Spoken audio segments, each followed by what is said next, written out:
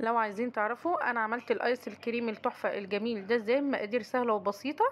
ادخلوا في الفيديو هتلاقوا الفيديو جميل جدا والمقادير سهله جدا، واعملوا لي لايك واشتراك في القناه عشان يوصلكوا كل جديد. ويلا مع بعض هنشوف المقادير ونشوف احنا هنعمله ازاي. السلام عليكم ورحمه الله وبركاته. ازيكم يا حبايبي، عاملين ايه؟ النهارده هنعمل وصفه سهله وبسيطه وبطريقه سهله جدا، ايس كريم. بما ان الجو حر فقلنا نعمل لاولادنا ايس كريم ومقادير سهله جدا. يلا نقول على المقادير. معانا كريم شانتيه، معايا نص كيلو من الفراوله مجمده، نص تجميده، ومعايا معلقتين كبار عسل نحل وعلبه زبادي. لو ما عندكيش عسل نحل تقدري اللي هو الشربات بتاع الحلويات اللي هو البلح الشام او الكنافه. ومعايا كبه زي ما انتم شايفين كده. هفضي الفراوله بتاعتي كلها في الكبه زي ما حضراتكم شايفين، وما تقفيش على حاجه، يعني مش عشان عندي عسل ابيض ما اعملش، لا اعملي بالشربات اللي هو التقيل بتاع الكنافه والبلح الشام.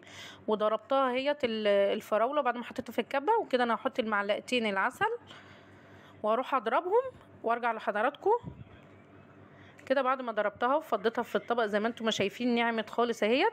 هحط بقى علبه الزبادي عليها. هتعملوا والله العظيم يا جماعه ايس كريم تحفه، واحسن من نشتريه من بره، وحاجه نضيفه واحنا عارفين احنا عاملينها ازاي. وهنحط بقى من الكريم الشانتيه مش كله، هنحط 6 معالق كبار كريم شانتيه. ومعانا مضرب، لازما يا جماعه المضرب، علشان لما بنضرب الكريم الشانتيه مع الفراوله اللي احنا ضربناها في الكبه بتتقل وبتعمل قوام تقيل. ونص كيلو الفراوله على فكره بيعمل لك كيلو من الايس كريم، يعني هتعملي كميه حلوه جدا لاولادك. ومعايا العلبه اهي. انا بقى دلوقتي هفضيه في العلبه، وبعد ما هفضيه هحطه بقى في الفريزر مدة يوم كامل او 6 ساعات. لازما تحطيه في الفريزر مدة 6 ساعات او يوم كامل لما يجمد معاكي زي ما انتم شايفين اهو. بصوا قوامه جميل جدا وناعم وحلو قوي. انا بقى هحطه في الفريزر ونيجي نشوف الوصفة اللي بعد كده هنعملها ازاي. المانجا نفس المقادير اللي احنا عملناها في الفراولة، هي نص كيلو مانجا، ومعايا علبة زبادي و6 معالق كبار كريم شانتيه، ومعايا العسل. انا فضيت المانجا زي ما انتم شايفين في الكبة وضربتها لما نعمت خالص معايا. هحط بقى المعلقتين عسل، هروح اضربهم وارجع لكم. ضربتها وحطيتها هي في الطبق. هاخد بقى علبة الزبادي هفضيها عليها. بعد علبة الزبادي هنحط عليها ايه 6 معالق كبار كريم شانتيه.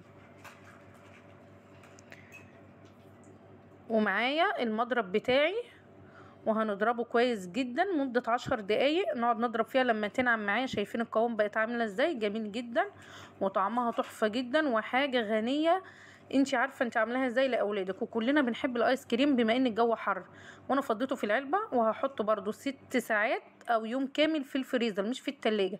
هنعمل بقى طريقة الايس كريم الشوكليت بطريقة سهلة جدا. معايا نص كيلو من اللبن بس مجمد نص تجميده، ومعايا كريم شانتيه، ومعايا 3 معالق كبار كريم شانتيه، ومعايا 3 معالق كبار كاكاو مش خام، كاكاو محلى اللي هو المسكر. وضربناهم اهو زي ما انتم شايفين كده. شايفين القوام جميل جدا. هو الكريم الايس كريم اللي هو الشوكليت مش بياخد مقادير كتيره مش زي الطبيعي. ونحطه في الفريزر ونشوف بقى بعد ما طلعتهم مع حضراتكم. شايفين الجمال؟ جميل جدا وتحفه. انا كنت عايزه ابين الكاسات بس الكاسات عشان طويله فمش هعرف ابينها قوي.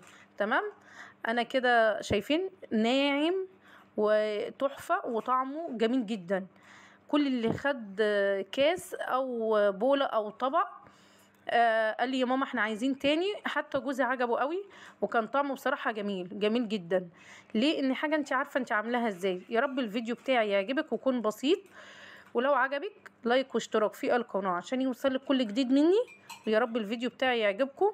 انا لسه بقى هحط له صوص شوكولاتة من فوق وحركات شايفين بجد جميل جدا. يعني كانت حاجة ولادي كانوا فرحانين بقى ايس كريم، ماما عملت لنا ايس كريم ومش عارفه ايه وحاجه بقى احنا عارفين احنا عاملينها ازاي.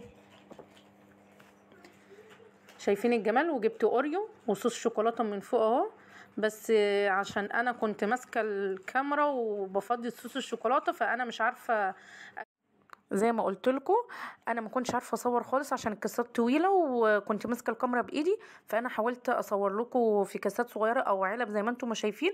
والفيديو الجاي هوريكم بقى الايس كريم الفانيليا انا عملته ازاي بطريقه سهله وبسيطه، وهعمل لكم طريقه جديده برضو من الايس كريم. والسلام عليكم ورحمه الله وبركاته.